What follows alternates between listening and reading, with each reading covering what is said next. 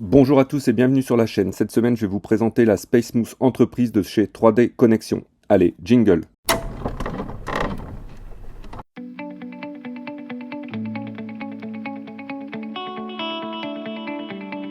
Donc pour la vidéo du déballage de la SpaceMousse Entreprise, voici l'objet.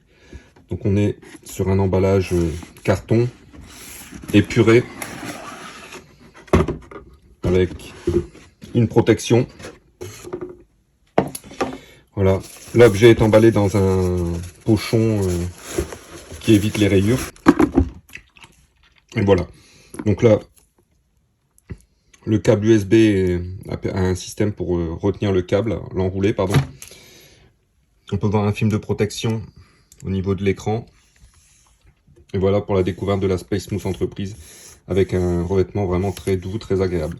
Allez, je vous donne rendez-vous sur l'ordinateur pour la première installation. Donc, après vous avoir montré le déballage de la SpaceMousse Entreprise que j'ai reçu de 3D Connexion, aujourd'hui je vais vous présenter, je vais rentrer dans les détails de une fois Fusion ouvert.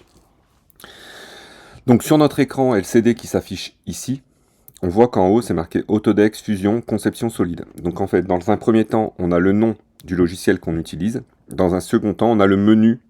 Donc sous Fusion, ils sont au nombre de 6 dans un premier. Quand on ouvre le logiciel, il y a le solide, le surfacique, le maillage, la tôlerie, le plastique et l'utilitaire.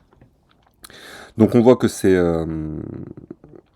noms sont en anglais, donc ça permet aussi de se familiariser avec les menus anglais, bien que moi, Fusion 360 sur mon ordinateur, soit en français. Donc quand je suis dans le menu, ici solide, je me retrouve avec extrusion. Je me retrouve avec ce menu ici qui est appuyé-tiré pour faire les décalages de face.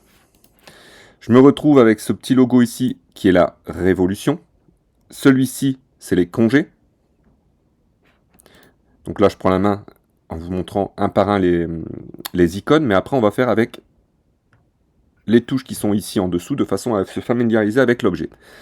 On a le perçage, on a la coque, qui est shell, on a le réseau rectangulaire, on a le combine, on a le sweep, donc le sweep, c'est le balayage. On peut créer un nouveau composant, on a le plan de décalage, et on a le loft, qui est l'équivalent du lissage. Donc aujourd'hui, on va faire un objet qui ressemble qui ressemble à rien, il n'y a aucune utilité, c'est juste pour vous montrer comment on va prendre en main ce logiciel. Donc dans un premier temps, je vais venir ici, créer une forme. Pardon. Je viens ici créer ma forme. Donc je vais créer un rectangle. Donc on voit que quand je suis venu dans mon menu esquisse, automatiquement ici, mon écran LCD s'est modifié. Donc c'est génial. Donc moi je veux créer un rectangle en 2 points. Donc c'est parti, j'appuie sur la touche 2. On voit que je peux créer mon rectangle. Et je valide avec la touche entrée. Ensuite, je veux arrondir mes coins. Donc je vais utiliser le numéro 8, le filet. Donc, comme ceci. Comme ceci. Voilà. Entrée.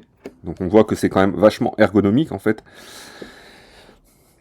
Ensuite, je vais créer une ligne de façon à faire une symétrie. Donc je vais utiliser mon joystick pour déplacer. Donc je pousse vers la gauche. Je viens créer une ligne, comme ceci, avec la touche 1. Je crée ma ligne. La touche entrée. Je vais utiliser le miroir. Donc c'est la symétrie miroir. Donc je sélectionne mon objet. L'axe de symétrie, il est ici. Et entrée. Voilà. Donc là, on voit que j'ai mes deux objets que j'ai faits. Maintenant, qu'est-ce que je vais faire? Je vais terminer mon esquisse. Donc je me retrouve maintenant sous mon menu solide. Et j'ai mes extrusions, mes révolutions, etc. Donc, si je veux faire une extrusion, tout bêtement, la touche 1, je sélectionne. Je viens me déplacer sur le côté un petit peu si jamais je veux voir. La flèche, je tire, la touche entrée. Je veux revenir à mon extrusion. Je veux revenir en arrière, pardon. Et je veux faire une révolution de cette face par rapport à cet axe ici. Donc, révolution. L'axe, je le sélectionne, c'est celui-ci. Je termine. Je viens ici, je dézoome. Comment je dézoome? Je pousse pour comme si je voulais reculer l'objet. On n'oublie pas que le Space Smooth permet d'avoir comme si vous avez l'objet dans votre main. Donc, je suis ici. Et j'ai mon objet qui s'est créé. Maintenant, je vais créer un plan de décalage. Donc, la touche 12. Donc, je me déplace comme ceci. La touche échappe. Je sélectionne mon plan qui est ici. Je viens le mettre à peu près au milieu. OK. Je vais scinder mon objet en deux. Donc, je regarde. Je n'ai pas le raccourci pour scinder. Donc, je vais venir sélectionner mon objet et mon plan de scission. Ça va être le plan de décalage que je viens de créer. Donc, on va voir que maintenant, dans mes corps, j'ai mes deux corps. Pardon, comme ceci, j'ai mon corps numéro 1 et mon corps numéro 2. Pour montrer comment ça fonctionne et que c'est vraiment ergonomique, je viens utiliser ici la fonction shell, donc la fonction coque. Je viens ici, je viens laisser une coque de 10 mm, entrée. J'ai ma coque qui vient de se créer. Je fais l'inverse de l'autre côté. Je me pivote avec mon objet, tout doucement. Je fais la fonction shell, donc soit je viens la chercher avec la souris, donc là je viens de quitter la touche échappe, soit je viens la chercher avec ma touche 6, c'est la même chose. On reste sur 10 et je valide. Donc on voit maintenant que si je reforme mes objets, que je fais la touche modifier qui est celle-ci, donc pareil, j'ai des nouvelles, je viens sélectionner mon objet, je le déplace, OK, on voit que j'ai effectivement ma coque qui s'est créée grâce à mon objet. Donc je reviens en arrière, je suis ici, et maintenant je voudrais le percer. Donc la touche 3, et je viens appliquer un trou ici. Donc forcément, je ne suis pas sur la meilleure des vues. Donc la touche Fit me permet de zoomer au mieux. Donc, après, on verra tout ce qui est vue et tout ce qui est menu ici. Ici, vous avez les raccourcis qui sont l'échappe, entrée, tabulation, Shift, Control, Alt, Space, menu. Ça ne change pas à ce qu'on connaît. Par contre, ici, on a la suppression, les vues 1, 2 et 3. Cette touche ici qui permet de pivoter. Voilà, vue de face. Elles permettent de changer les vues. Voilà. La touche Fit permet d'avoir la meilleure vue possible par rapport à notre objet. Donc moi, je reviens. J'utilise la Space Smooth pour faire mon perçage, pardon. Comme ceci, je vais zoomer. Je viens utiliser mon perçage, je fais OK. On peut utiliser le réseau rectangulaire. Donc j'utilise le réseau rectangulaire. Qu'est-ce que je veux faire? Je veux faire, c'est pas un corps ici, mais c'est une fonction. Donc c'est la fonction trou qui est ici. Mon axe, on va dire que c'est, pour pas faire de bêtises, ça va être le bleu. Donc, pardon. J'ai fait une bêtise. Donc réseau rectangulaire de la fonction, donc c'est la fonction perçage. Mon axe, c'est celui-ci. Je viens ici. Je revalide. On voit que mon perçage s'est fait de l'autre côté. Donc, et en fait, ça nous permet vraiment d'avoir accès à beaucoup de fonctions qu'on utilise régulièrement. Donc, c'est-à-dire, par exemple, là, je peux recombiner mes deux corps. Ici, mon corps 1 et 2, je peux les recombiner. Donc, je vais utiliser la fonction la 10. Mon combine, c'est ouvert. Le corps cible, c'est celui-ci. L'armature, on va dire que c'est celui-ci. Je combine et je me retrouve qu'avec un seul corps ici, tout en sachant qu'à l'intérieur, je suis avec la fonction coque, donc creux. Et j'ai utilisé cette fonction. Donc voilà, la Space Smooth entreprise, elle a quelques particularités en plus de la Space Smooth Pro Wireless que je vous ai présenté il y a quelques temps déjà. C'est notamment cet écran LCD qui propose des raccourcis différents en fonction des menus. Donc si on est en surfacique, on voit que ça change. Si on est en maillage, ça change aussi. En tôlerie, en plastique et en utilitaire. Voilà, l'utilitaire n'offre pas de menu particulier. Par contre, dès que j'ouvre une esquisse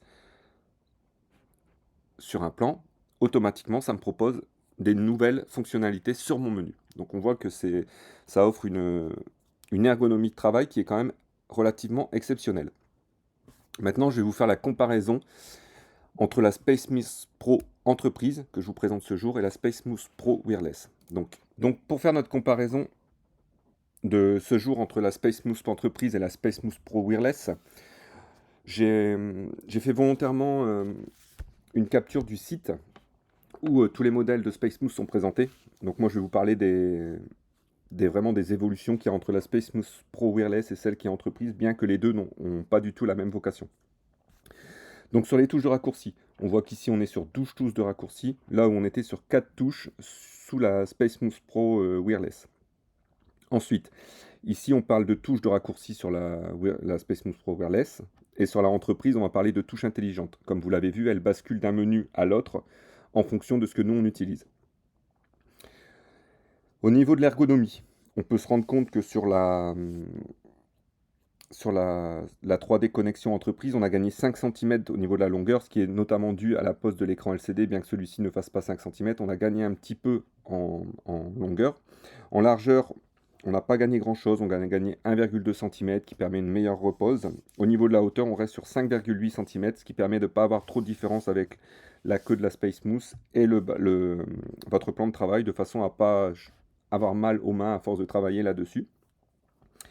Au niveau du poids, par contre, il y a une évolution considérable pour moi, c'est que celle-ci, elle fait un poids de 800 grammes, donc on voit que si j'essaie de la bouger, voilà, ça fait son poids, alors que sur la Space Mousse Pro Entreprise, on était sur du 549 grammes, mais ce qui explique aussi le choix de 3D connexion, vu que la Pro Wireless a une vocation nomade, vu qu'elle était fournie avec une coque de transport, avec voilà, une autonomie sur batterie de 1 mois, alors que là on est sur quelque chose de filaire qui doit rester fixe sur un bureau, sur un plan de travail. Voilà. Au niveau des touches programmables, on se retrouve donc ici avec 31 touches programmables sur la entreprise, alors qu'auparavant on était sur 15, ce qui fait plus du double. Les touches Quick View situées sur le côté droit de la Space Mousse vous permettent d'avoir 10 vues, là où on était, je crois, sur 5 vues sur la Space Mousse Pro Wireless. Les touches de modification clavier, on était sur 4 touches de modification clavier sur la Pro Wireless et aujourd'hui on passe à 8 touches, donc notamment avec l'échappe, l'entrée, la tabulation, le Shift, Control, Alt et le barre espace. Voilà. Donc je vous ai fait grosso modo la distinction entre la entreprise et la Pro Wireless. J'ai oublié de vous parler du prix. Donc là sur le site actuellement, la Space Mousse Entreprise elle est à 399 € hors TVA pour 329 hors TVA pour la Pro Wireless. Donc il y a vraiment une différence de 70 € entre les deux. Je pense que selon selon vos besoins, je pense que la différence peut être vite oubliée. Je me permets de vous rappeler que sur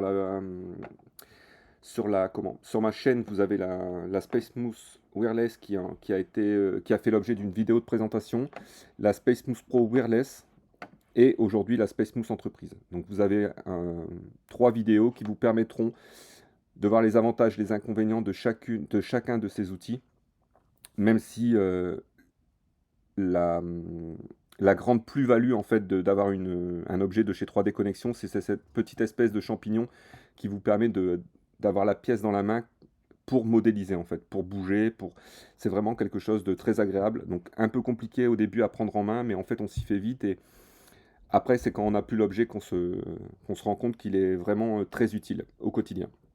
Voilà, je vous souhaite à tous une bonne semaine et je vous donne rendez-vous bientôt pour une vidéo de modélisation avec la Space Mousse Entreprise.